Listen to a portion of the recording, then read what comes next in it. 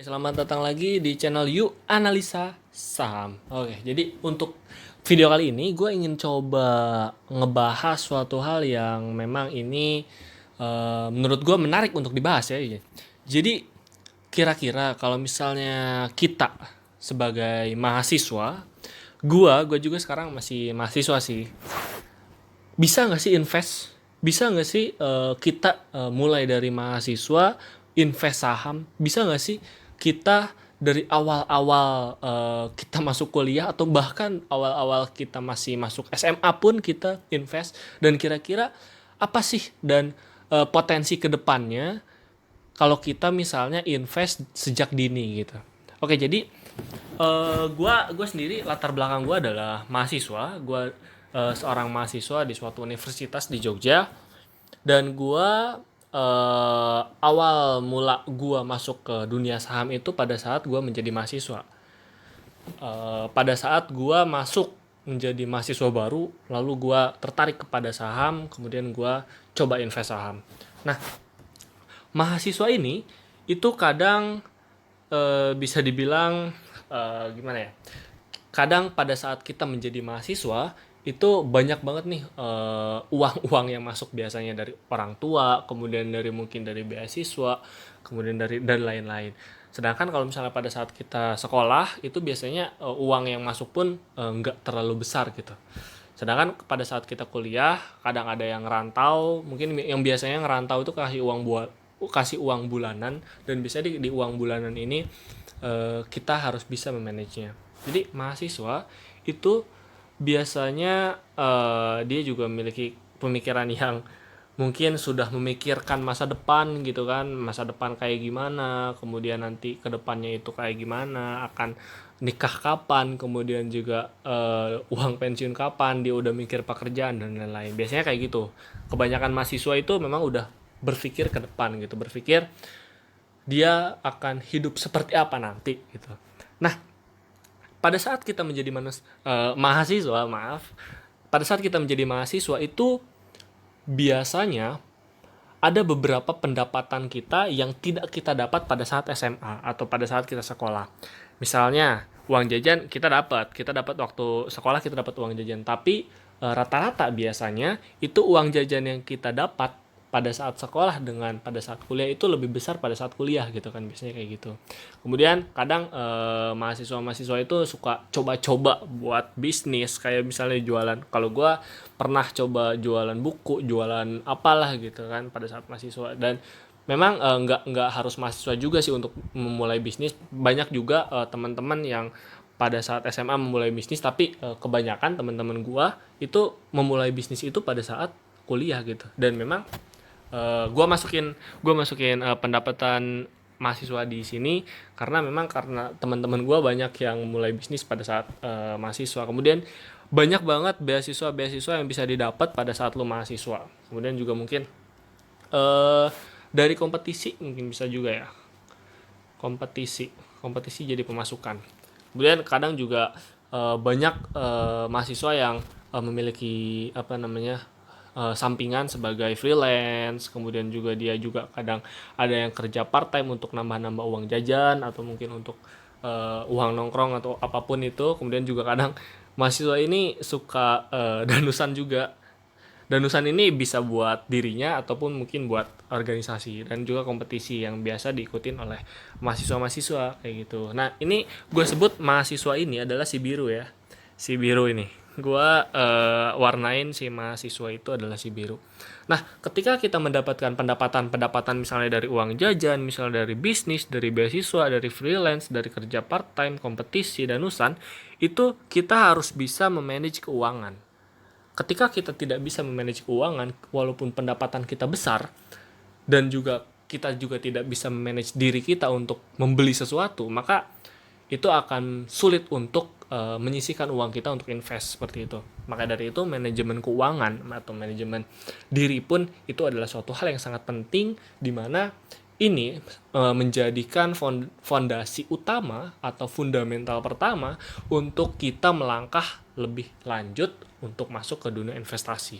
Nah, ketika misalnya Walaupun mungkin ada mahasiswa yang mendapatkan pendapatan dari uang jajan, dari bisnis juga, dari beasiswa juga, freelance juga, dan lain-lain. Tapi kebanyakan mahasiswa itu mendapatkan pendapatan itu dari uang jajan, dari orang tua. Kemudian mungkin ada beberapa dari beasiswa juga. Nah, oke, kita nanti gua bakal kasih simulasi juga untuk mahasiswa misalnya yang invest di awal kuliah, kemudian nanti kira-kira uang yang ada di akhir setelah dia lulus terus berapa sih gitu ya. Oke, jadi memang ketika kita menjadi mahasiswa, kita harus bisa memanage uang. Karena kalau misalnya biasanya di SMA atau di sekolah-sekolah atau di SMK ataupun di SMP, kita dikasih uang tuh biasanya per hari gitu kan. Ini untuk apa ya, berlaku untuk mahasiswa yang uangnya itu biasanya bulanan. Nah, kalau misalnya pada saat sekolah itu biasanya kita per hari, dan pada saat per hari itu ya ya udah itu uang jajan kita habisin aja gitu biasanya. Misalnya sehari 25.000 ya itu buat makan dan lain-lain gitu. Sedangkan pada saat kuliah itu kita dikasihnya tuh bukan uang makan aja, tapi uang lain-lainnya juga gitu kan.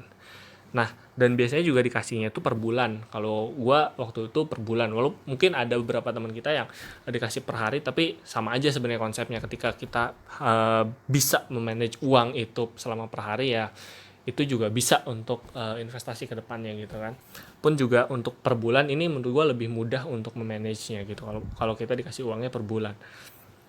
Dan ya biasanya itu lebih besar daripada kita sekolah gitu, dari beasiswa juga, kemudian juga dari bisnis, dari lulusan dan lain-lain. Nah, pendapatan seorang mahasiswa itu memang banyak ragamnya gitu kan, banyak sumbernya.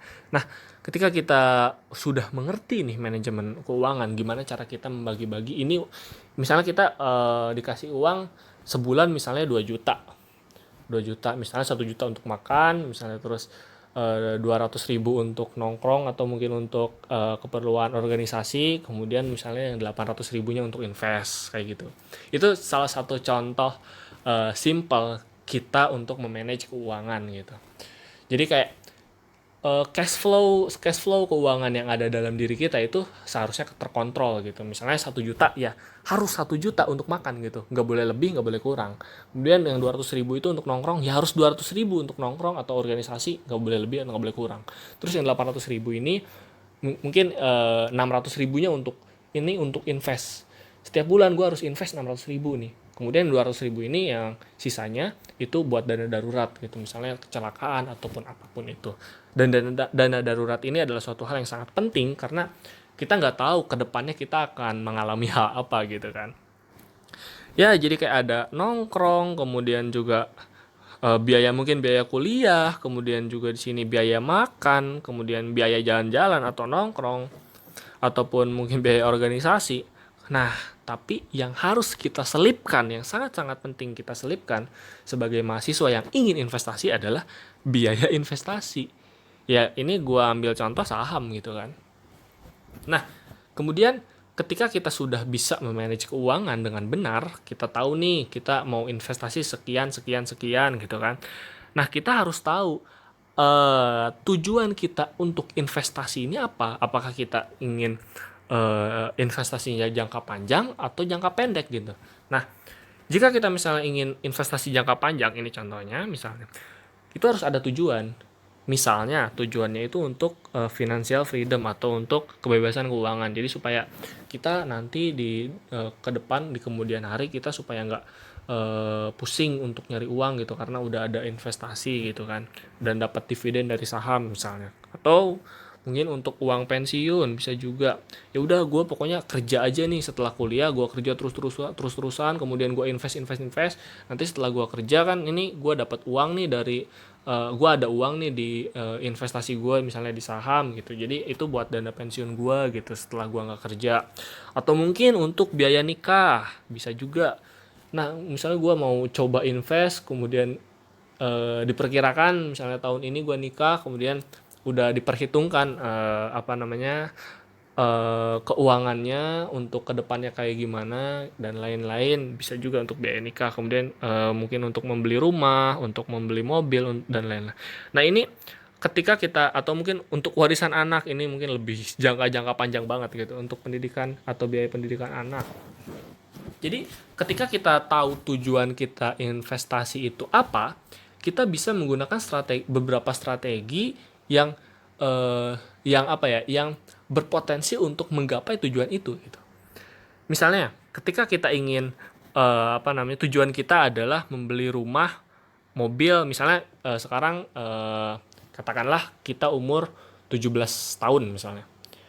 Terus otomatis kita kita lulus kuliah ini misalnya 17, 18, 19, 20, 21, 4 tahun, 21 tahun. Misalnya target kita lulus kuliah, atau mungkin misalnya di tahun 25 atau misalnya di tahun 30, pada saat 30 tahun kita ingin kita ingin beli rumah nih, misalnya harga rumah misalnya 1 miliar gitu kan. Tapi pada setiap bulannya kita cuma menyisihkan hanya 200.000 selama mungkin dari 17, 18, 19, 20, 21, 22, 23, 24, 25, itu cuma misalnya 8 tahun doang. Dengan kita mengumpulkan uang 200.000 hanya dengan waktu 8 tahun doang, maka itu nggak bakal kebeli dong rumah gitu kan, yang seharga misalnya 1M gitu kan. Ya secara kasar kayak gitu. Jadi setelah kita tahu tujuan kita, investasi itu untuk apa, maka yang langkah selanjutnya yang harus kita lakukan adalah kita membuat strategi, kira-kira berapa nih per bulannya yang harus kita sisihkan untuk menggapai tujuan kita nanti, seperti itu. Nah ini gue mau coba ada gue coba simulasi. Misalnya ini keinginan si biru, keinginan si A ini adalah mau beli laptop ROG misalnya. Mau beli laptop ROG yang misalnya harganya itu ya sekitar 10 juta lah gitu ya. Gue nggak tahu ya apakah ada laptop ROG yang harganya 10 juta. Nah, katakanlah ini adalah keinginan dia gitu kan. Ini adalah keinginan dia, dan maka ketika dia menginginkan hal ini, dia harus mencoba ada dua hal yang bisa dia coba. Yang pertama adalah menabung, yang kedua adalah investasi. Dan ini dia mencoba investasi karena kalau nabung ini biasanya kita keuntungannya nggak terlalu besar juga gitu. Sedangkan kalau investasi itu keuntungannya ya tergantung juga perusahaannya juga sih, tergantung perusahaan juga. Tapi ya untungnya ada yang besar gitu, tapi ada kemungkinan rugi juga gitu. Dan misalnya kita ambil contoh dia mau invest nih, si biru ini dia mau invest. Nah karena dia pengen laptop ROG, dan dia ini waktu atau target dia membeli laptop ROG ini adalah misalnya setelah lulus gitu. Setelah lulus dia invest dengan strategi, dia invest 1 bulan itu 200.000. Pokoknya dia selama dia kuliah dia harus menyisihkan uang 200.000 ini buat invest dengan tujuan membeli laptop ROG gitu kan. Kemudian maka otomatis selama 4 tahun kan itu 48 bulan. Maka dia, kalau misalnya kita hitung dengan misalnya dia cuma nabung doang misalnya di celengan gitu kan, nggak ada bunga, nggak ada apapun gitu, maka selama 4 tahun itu dia memiliki uang 9.600.000 yang kalau misalnya kita belikan ke laptop ROG itu kurang gitu ya contohnya. Maka dia coba invest dengan strategi ini. Kuliah 4 tahun berjalan, katakanlah dalam 1 tahun itu dia misalnya membeli saham ya yang blue chip gitu, saham-saham yang bagus, yang ya notabene-nya dia ngasih return per tahunnya itu ya sekitar 10-20%, ya katakanlah 20% lah ya, walaupun mungkin ini terlalu ekstrim. Katakanlah 1 tahun dia dapat dia dapat keuntungan itu 20%, sekitar 20%, walaupun ya memang ada juga saham yang dalam 1 tahun itu untungannya itu kadang ada yang ratusan persen, ada yang ribuan persen, ada yang puluhan persen, bahkan ada yang rugi juga gitu. Banyak juga yang rugi gitu, rugi puluhan persen, ratusan persen dan lain-lain. Nah, ketika dia invest misalnya 1 tahun, maka otomatis dia 200.000 dikali 12 bulan kan, otomatis dia invest selama 1 tahun itu 2.400.000. Maka misalnya dia invest selama 1 tahun ini 2.400.000, kemudian untung dalam 1 tahun ini, katakanlah ini perhitungan secara kasar ya. Ini perhitungan secara kasar, dan ini juga ini gue mengabaikan fluktuasi harga saham gitu. Di sini pokoknya saham ini untung gitu 20% dan itu stabil. ya in cash seperti itu, walaupun memang pada faktanya tidak seperti itu kan ya. Dia dalam 1 tahun untung 480k, karena 20% dari ini adalah segini gitu kan. Maka selama 4 tahun, kalau misalnya dia nabung cuma dapat 9.600.000, kalau misalnya dia invest dengan skenario seperti ini, dia untung 20% dari saham, maka dia akan mendapatkan keuntungan sekitar 1.920.000. Maka setelah dia wisuda, portofolio dia itu punya uang sebesar 11.520.000 gitu. Sehingga itu bisa dibelikan ke laptop ROG ini gitu kan. Mana sih? Nah, ini. Nah, jadi itu adalah salah satu skenario atau mungkin simulasi yang ingin gue sampaikan ketika kita misalnya punya suatu kita misalnya menginginkan invest, maka kita harus menentukan juga tujuan daripada invest ini apa gitu. Apakah financial freedom atau apakah beli ROG tadi, itu kan bisa jadi masuknya ke investasi jangka pendek gitu kan, yang mungkin cuma 1 tahun atau 4 tahun aja gitu untuk membeli laptop ROG dan lain-lain. Kemudian atau untuk membeli rumah atau biaya nikah atau dan lain-lain, itu tujuan kalian sendiri, kalian yang menentukan hal itu gitu. Nah, ya jadi kayak gitu penjelasan dari gua. Kalau misalnya kurang jelas atau mungkin ada salah hitung dan lain-lain, gua minta maaf. Oke, thank you.